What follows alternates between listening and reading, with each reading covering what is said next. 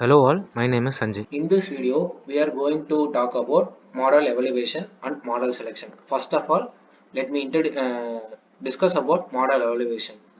Model evaluation is just a way of checking how well our model works both on the data seen before and on the data that it hasn't.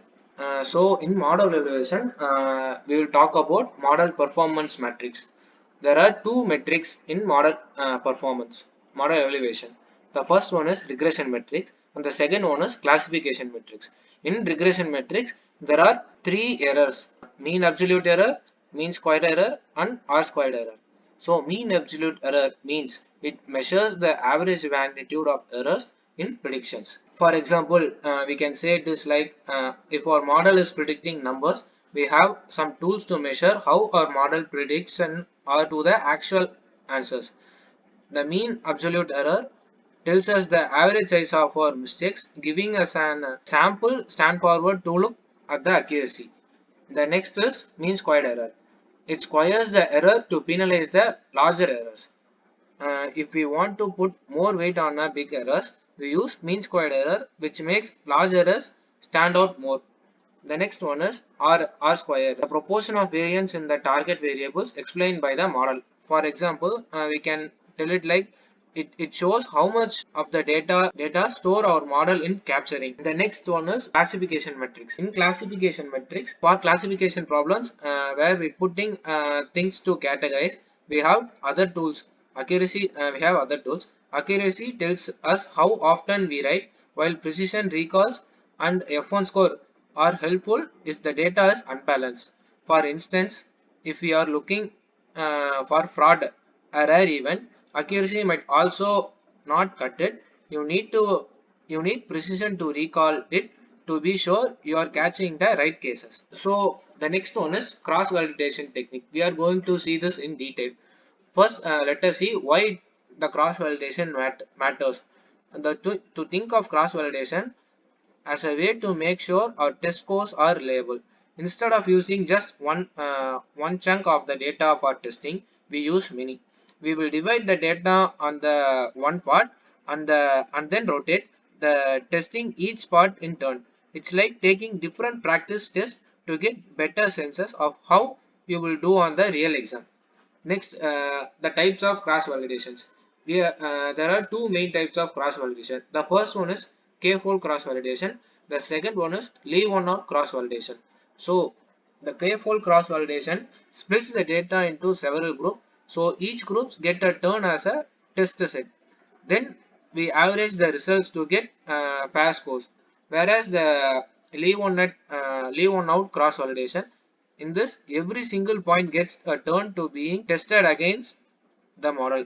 It is very the next one is, so this explains how cross validation divides the into subsets. In this image, the cross validation it divides the data into k subsets and trains on k1, the starting point, while the testing on the remaining folds rotating through all folds. The next topic is model selection. Now that we know how evaluate a model, let's talk about model selection.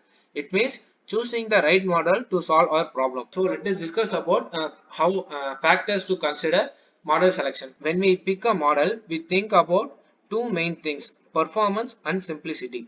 A simple model like linear regression is easy to understand. You can explain it to someone who doesn't know how much about the machine learning. But sometimes a simple model doesn't capture all the patterns. So we might need something more advanced like neural networks to get the accuracy we need. The next is complexity and speed. These two are other considerations. If you need a model to run quickly, a simpler model is probably better. But if accuracy is the only goal, you might learn towards more complex models that requires more computing power. And lastly, scalability and maintenance. These two are the main key if we plan to use this model for a long time. Some models are easy to update and manage, while others, like random forests, can be powerful but require more resources to handle. So next one is choosing based on trade-off. Here we really talking about what is important for the project. If we need to explain the model's decision, you will probably choose something like linear regression or decision trees that are easier to interpret. If you have a lot of computing power and just want the highest accuracy, a model like neural network might be the way to go.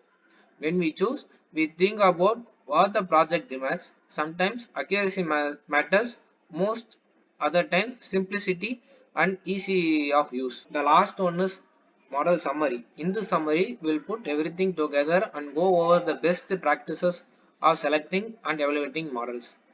The first point is about choose a model that finds a balance between performance and being easy to understand. The next one, use the right metrics for the problems. If you are predicting numbers, MAE or MSE will works.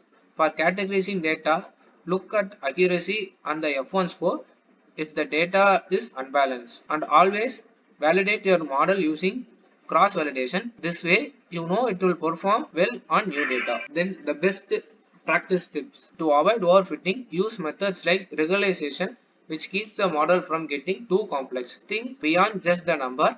A model isn't just about accuracy. Consider how easy it is to deploy, how it scales, and whether it is understandable for your audience. I hence this gives us a clear path to evaluate and choose models for focusing on accuracy, usability, and long-term efficiencies. By following this principle, we set up to build a model that performs well and practical for real-world applications. Thank you.